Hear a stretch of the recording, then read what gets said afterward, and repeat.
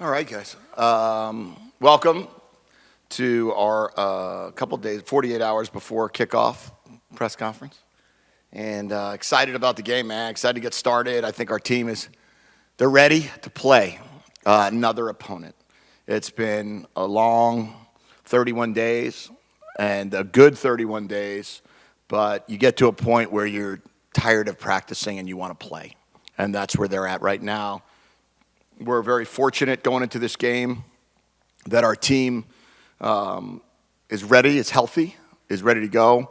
I don't expect anybody not to be able to play in the game. And in our 2 deep, which I think we released today.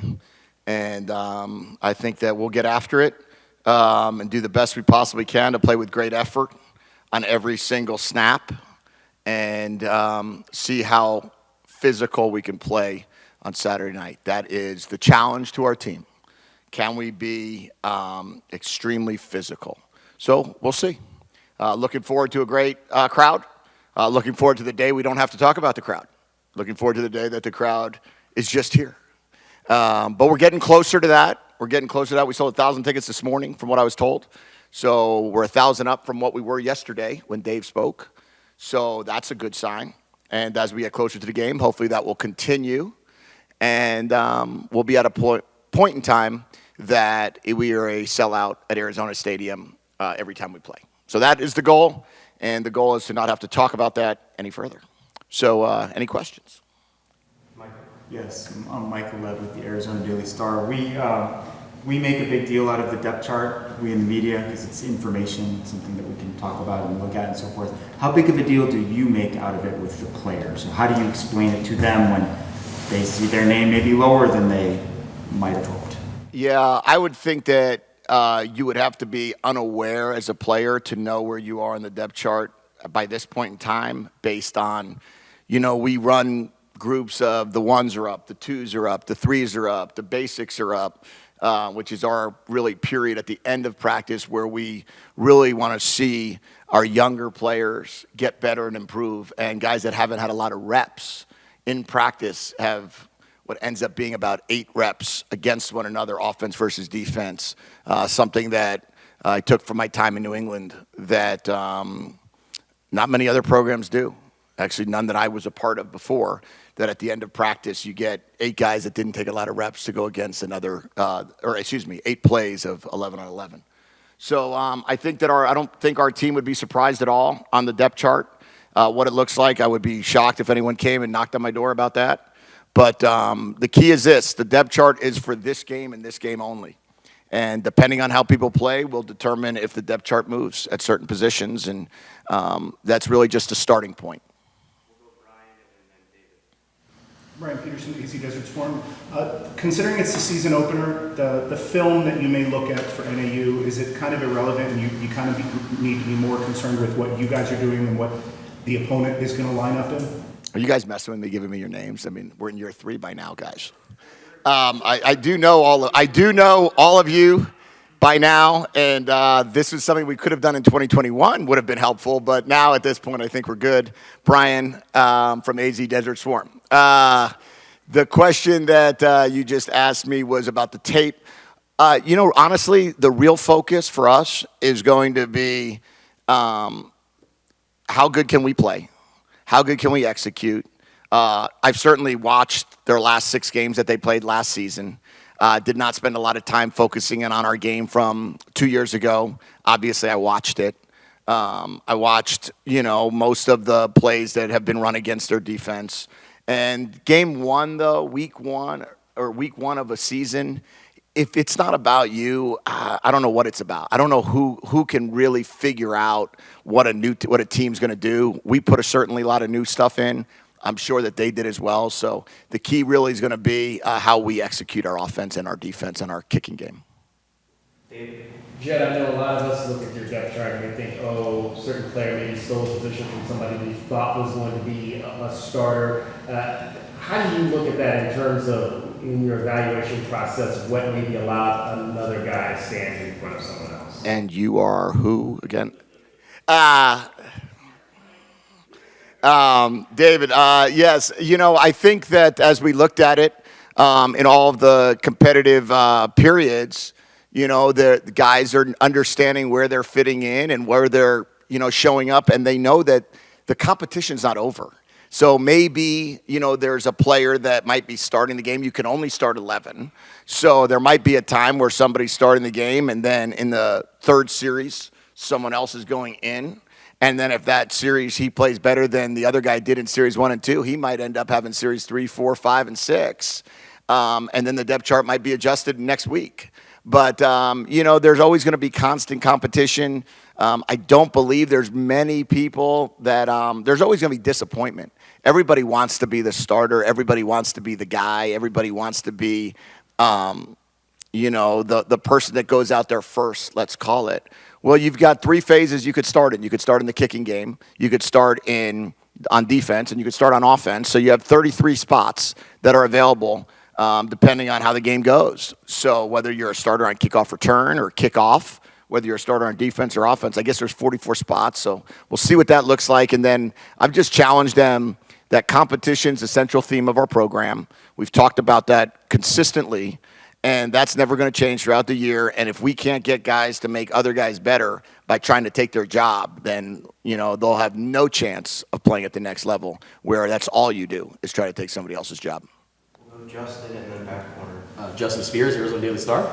The importance of having guys like Nick Foles come back and be an honorary captain and Rob Waldrop. I know honorary captains have been a thing in the program since you come here. Just what do you make of those guys come back and just the honorary captain system that you have? Yeah, that's it's something that I feel very strongly on. I think it's a really, really important part of the tradition we're trying to build. Since I've been here, we're trying to do everything we can to make those honorary captains a special select crew. And to get Nick to come back, I don't think I've ever met Nick. And I've coached in the NFL for a lot of years, and he played in the NFL for a lot of years. And there was never a crossover, whether he was a player and I was a coach, whether we were working him out, whatever it might have been. So I had Matt Scott at Jacksonville, but I'd never had Nick. And so to have him back here is awesome. And it's great for our crowd. It's great for our fans. His wife was an athlete here as well. So you've got 2, very, very, very, very special Arizona Wildcats coming back. And then with Rob coming back, now you're talking about another Hall of Famer. And we've made a huge emphasis on bringing attention to the players at Arizona that has made it into the College Football Hall of Fame. And there's only 4 of them. And 3 of them are very active in our program. So to get Rob to come back as well, we feel like we've won the honorary captain week. This is a big week for Arizona football to get those guys back. Hi, Coach Fisch. Alex Kennedy with Cronkite News here. Your team pulled off a really great season last year, tying the second biggest win improvement in program history from 1 win in 2021 to 5 wins in 2022. I'm just wondering, how do you make sure you keep that positive trajectory of your program going as you enter your last season in the Pac-12? Yeah, well, I would say that our guys are extremely looking forward to seeing if they can get better and if they can be better than they were a year ago. And we have different goals this year. When you're coming off of a 1-11 season and an 0-5 season, and then and losing 7 of the year before, I mean, your whole mentality is so unique. And we didn't know last year going into San Diego State, are we ready to make the jump? Were we ready to become a team that could compete with a lot of these Pac-12 programs? I think at the end of last year, and as we progressed, really starting with week 1 when we played San Diego State, but all the way through to UCLA and ASU, we learned that. We learned that we can compete. We can compete with anybody we play against. And now we've brought in more players that are coming from winning programs. We brought in players that can help us immediately as starters. And on top of that, this team is ready to go. The guys that came back didn't come back not to get better and not to get to a bowl game and beyond. And that's what their mindset is every single day of practice. Troy and then Mike. So looking at the safety position, what was it about Gunnar and Dalton that won them that starting job this week? I would say, consistency throughout the camp. That, IT was right there on every day those guys were fighting and rotating and doing everything he possibly can to get that spot. Dalton did a really nice job at that boundary safety position. and DJ Winnell was competing with him, and Gunner gave us this flexibility that we were able to move Gunner around, and then we started moving IT around. And, I think that you're going to see them all play. I think you're going to see IT play a lot, but Gunner took a big jump this year from last season to training camp, spring ball, training camp.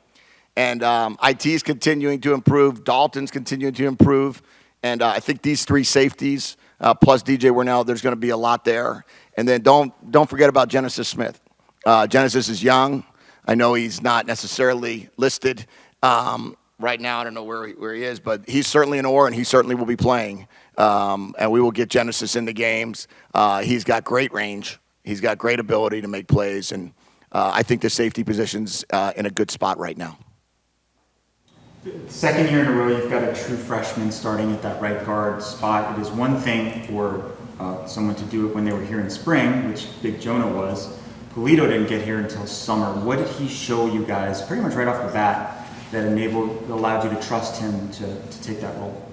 I'd start with, it's kind of ironic that they're both right guards. There's not like a plan like play the freshman right guard. It just happened to have worked out that way. The size that Polito walks in with and his high school film told us that, not in the same regard as T-Mac when he walked in, but close, that we said, we're expecting this guy to walk in here and start. That was an expectation from the film we saw in high school. That was an expectation when he made the decision to sign with us, and where we knew we were with our depth chart, that this was going to be a great opportunity. Now, was he going to play right tackle and keep Jonah at guard? Was he going to play guard and move Jonah out? That was really the big discussion that we had as a coaching staff. And Coach Carroll felt that the best way for us to get the best five out there for opening day was going to be have Raymond at guard and Jonah at tackle. I think one of the bigger surprises, at least just looking at the depth chart, is Tia Savea getting the start. What made him get the start? And then also, was he part of the last game of the season, the ejections for the targeting and all that? No, I don't think so. I don't think he was ejected at the end there.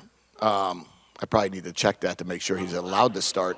AFC that are ejected, they're out for the first half tonight. Yeah. I thought he was one of the guys. Yeah, that's something that I probably need to double check on. I did not. I thought the guys that were ejected were guys that were not here anymore. For the have to miss the first half, but I'll double check that. That's a great point. I would say that the other part of it is with Tia. If you remember how he played against UCLA when he was healthy, blocked a field goal, made some huge tackles. Then you go ASU, caused a fumble, picked up the ball, scooped the ball, gave us another 20 yards or so on top of that. I think the way he was been playing now that he's healthy, again, he missed about 7 days in training camp with soft tissue injury. But the last 7 days or so, he came back at a very high level. And we believe that when Tia is playing healthy and selfless and ready to really take on the responsibility of being a three technique, I think he's one of the better ones that we'll see in this league. That's our time. Thank you. Thank you, Jason. Give it up for Jason bringing that up. Jason.